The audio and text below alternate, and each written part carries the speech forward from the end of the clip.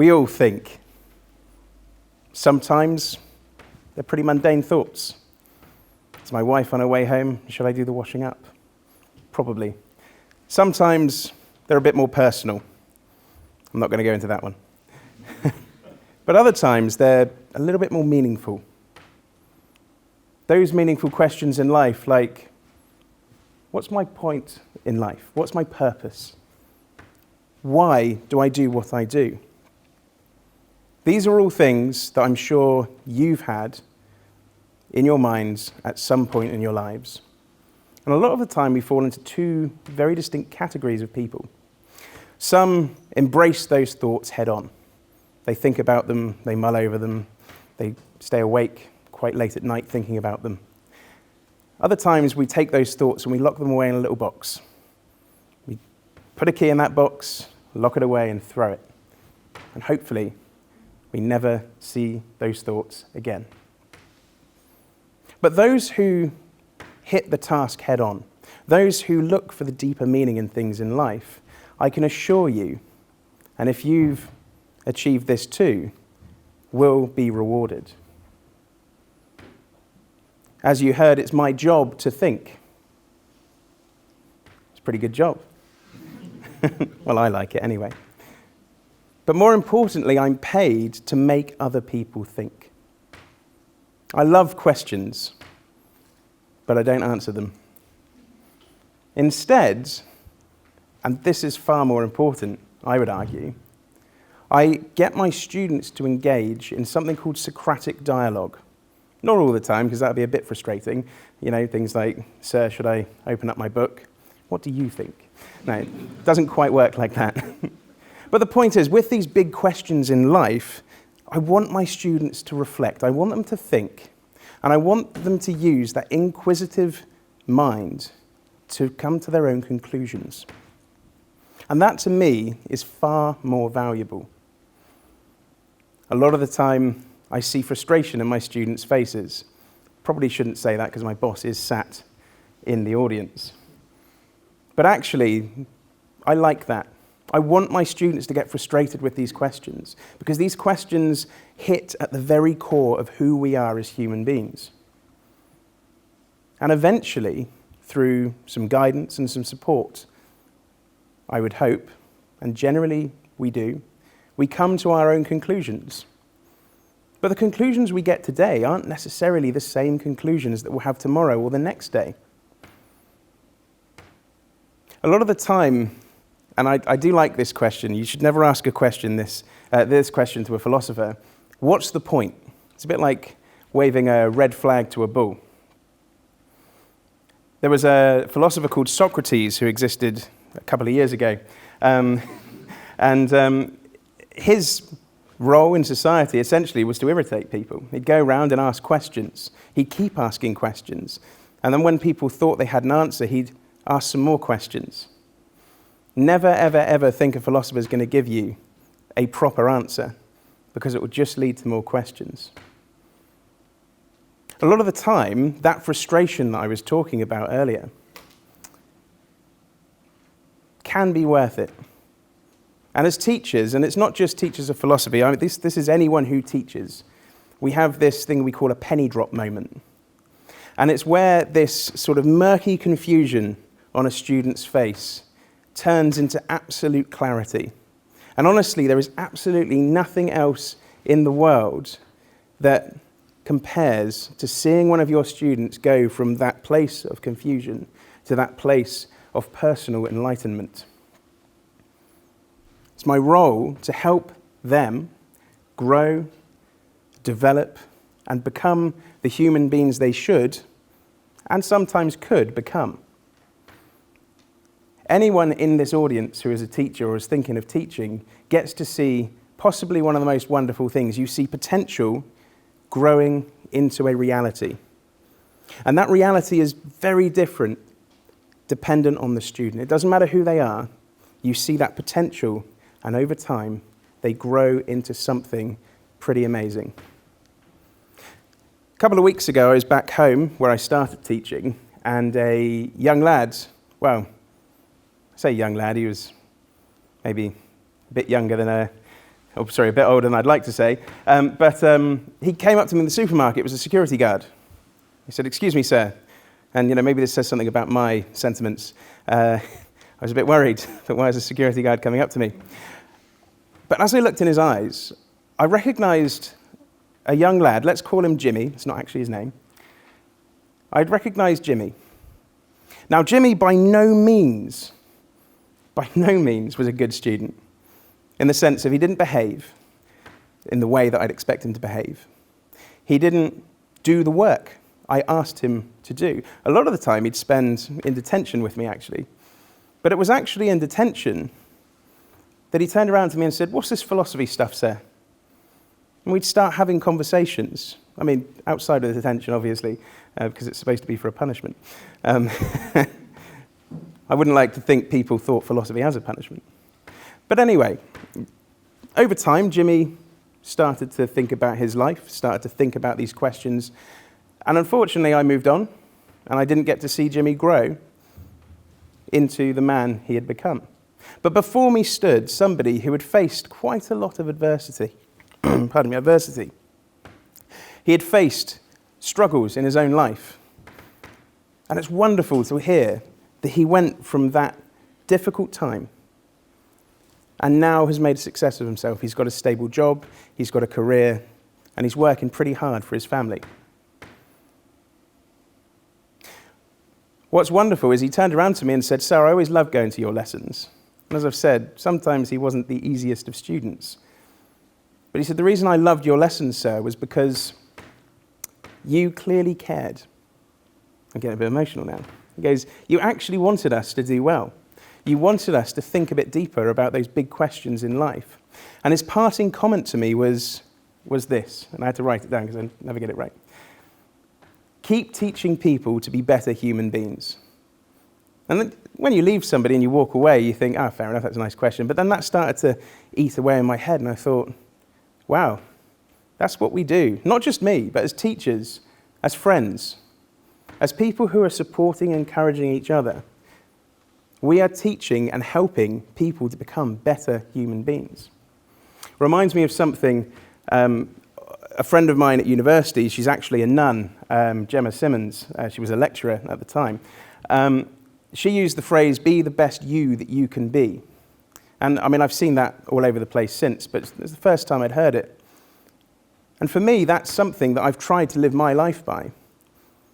One, because I think it's actually a really good principle, but two, because it allows us to consider and reflect who we are and how we can make ourselves better.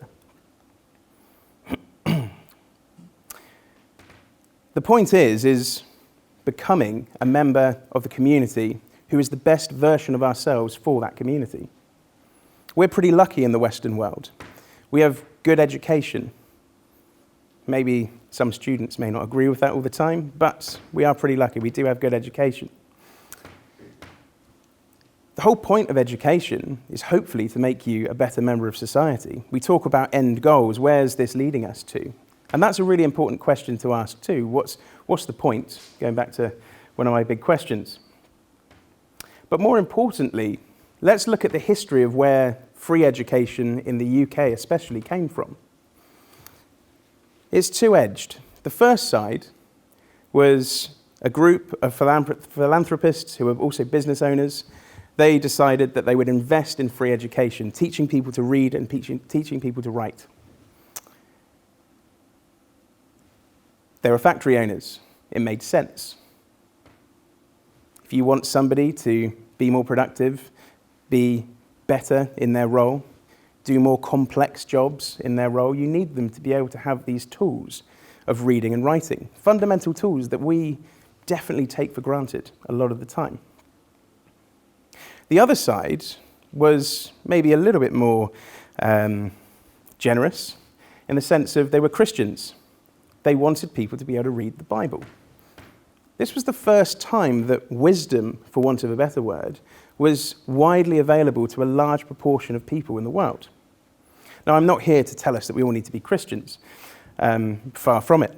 Each person has their own beliefs, and that's what interests me. And I'm more interested in knowing where your beliefs come from. But at the end of the day, we are in a new age where we have a plethora of different wisdoms that are coming to us. I grew up with the emergence of technology. I'm very lucky. I saw the emergence of the internet, mobile phones, things that most of the students I teach now, they haven't known a world without them. Before, it used to be quite difficult to get certain pieces of information. Nowadays, it's at the click of a button. On the other side, nowadays, it's quite easy for us to share our views, thoughts, and feelings at the click of a button on multiple different social media platforms. See, my question is this useful or is it damaging? And it goes back to this concept of having the tools available to us to be able to discern between what is good knowledge, and what is bad knowledge. We can read, we can write, but can we think? I would argue that philosophy is this tool. Philosophy allows us to think a little bit deeper about the world that we are living in. Philosophy is pretty old. You could say so many thousand years, but I'm pretty sure it went on way before we started writing it down. It's ancient wisdom. But sometimes that ancient wisdom is pretty useful now, and you'll find a lot of the time it applies to pretty much every aspect of our lives. The stories, the people, the situations are very different, but the themes and the concepts that are hidden within those are still the same. I hope that my students, when they come into my philosophy classroom, are making positive life choices. That's the aim. Okay, if they've left school and they've gone on to do something, as long as they have thought about it positively in their own way, I'm happy for them. On their own terms. That's what's important. There are quite a few models that have emerged in the past couple of years which have allowed students in classrooms to start thinking about philosophy. Some use Philosophy for Children, which was put together by Matthew Lipman. There's the Philosophy Foundation, and my personal favourite, the Philosophy in Pubs. Potentially, and I've been talking about this with a couple of other people, maybe we could have a Taunton School Philosophy in Pubs group or society. Maybe not, I'll have to speak to my boss. But the point is, like any tool, we're talking about philosophy here as a tool. How do we get good at reading? Well, we read. How do we get good at writing? We write. So it only stands to reason that for us to sharpen and hone that tool of philosophy, we need to engage within the practice of philosophy. And that's what these models allow us to do.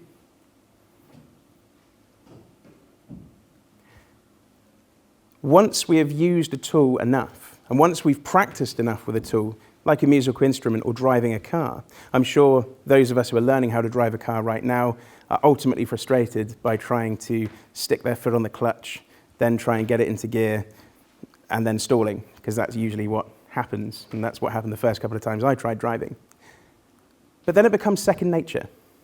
It just becomes a natural process of how we live our lives. We get into the car, we stick the ignition on. Actually, I've got an automatic car anyway, so I'm extra lazy. But the point is, we don't automatically have to think about the processes of how we drive a car. In the same way, that's how philosophy should be for our young children in our society today. So when they become adults, philosophy, the practice of philosophy, should just be normal. You might ask, what's the purpose of doing it in schools? And why do it so young? And I think we should get philosophy into right down at the very, very young ages of kindergarten or preschool or pre-prep or whatever you want to call it. This is because it allows us a safe place. Schools are safe places. Schools allow us to play with ideas, learn new things. You can express something in a classroom in the correct environment that might be considered quite controversial. But at the end of the day, that's still a safe place. You might get told off, you might get laughed at for saying something a little bit odd. But actually, what's quite important is Why do people tell you off? And why are people laughing? And actually, sometimes, and through experience, people have laughed at something someone has said. And when we've then deconstructed that, people have turned around and gone, I was wrong. And actually, the people who maybe raised the question were in the right. Allowing young people to express their views, no matter how young they are, is fundamentally important. We should allow them to explore their own minds. We should allow them to think about what they want to think about. But we should do that in a safe environment, a place where they can go to people that when they meet a stumbling block or they get confused or sad or upset about something they've thought about, they've got somebody who's able to give them that care and support that teachers and schools are trained and able to give to young people. Another thing that's really important, which I really advocate in philosophy, is the expression of disagreement. Who here has had a disagreement? Because if you're telling me you haven't, you're a liar. Okay, because we all disagree. But how do we deal with that disagreement? Some people get quite petty. Some people don't talk to each other. Some people get offended by it. And sometimes that's the right reaction. There are some people that are genuinely offensive, and you need to deal with that in your own way. But more importantly, and this is why I think it's important in schools, we need to learn how to express disagreement constructively. What are you doing in that process of disagreement? Are you learning from that other person? Are you thinking, why did they make me feel or think in that way? If you think about it, you're going to learn a lot about yourself.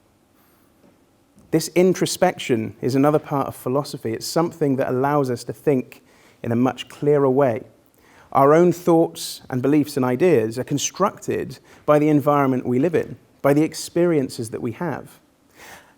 And if we don't have the opportunity to reflect on those things, we're not going to truly understand ourselves. Sometimes it's okay to agree to disagree. I've got loads of friends that I fundamentally disagree with on certain things. But on the big things, they're still my friends. I still like spending time with them. I still like having a couple of beers with them. It shouldn't make any difference. Actually, the fact that we disagree makes our conversations a little bit more interesting. So to younger people who are thinking, well, I don't like the idea of disagreeing with people all the time. Actually, it can be a lot of fun as long as you have those boundaries, as long as you know that once you've stepped the mark, you need to stop. You need to rein it back. Once again, that's the job for the school. It's almost like a training ground. I mean, schools are training grounds for real life. Most importantly, with this idea of self-expression and self-knowledge, is that we begin to understand things on our own terms. It's far more meaningful. I can tell you to believe something. I can tell you to think something. I can instruct you in a way that's going to make you a successful and helpful member of society. But if you've done it because I've told you, what does that mean? What's the point? You've only done it because I've told you to do it. You're being obedient. And that's fine, in the right place. But if you've chosen to be obedient because you believe it to be the right thing, and you believe it to be the correct action, how much more meaningful is that to you? Now, don't get me wrong. I'm talking a lot about the process of reading philosophy and thinking about philosophy. Sorry, not reading, but thinking. But instead, it's okay to actually pick up a philosophy book sometimes. Read some complex ideas. Sometimes you won't agree with them. Sometimes you won't understand them. I pick up some philosophy and think, what on earth? And I have to read it again and again and again. Eventually, there might be something that I can glean from it. But it's the practice, it's the process, it's becoming familiar with the language, the ideas, the disagreement, as I've said already, and how it makes you feel and how your thoughts then manifest as a result. Do philosophy. Be part of it. Engage in it. Enjoy it. It's not some boring thing that's on an old bookshelf in a library somewhere. It's something that we can live and something that we can do every day. And if we can teach it to our children and teach children to use it effectively, we're going to have a much stronger and a much more stable society. The wisdom of old is as relevant today as it has always been. We just need to know how to apply it.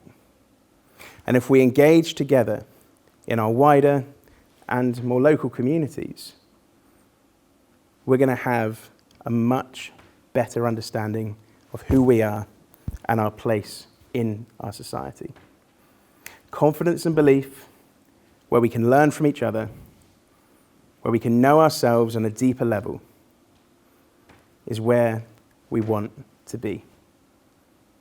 So the point of all this is to encourage you to go back to what Gemma Simmons told me many years ago, is become the best you that you can be. Thank you.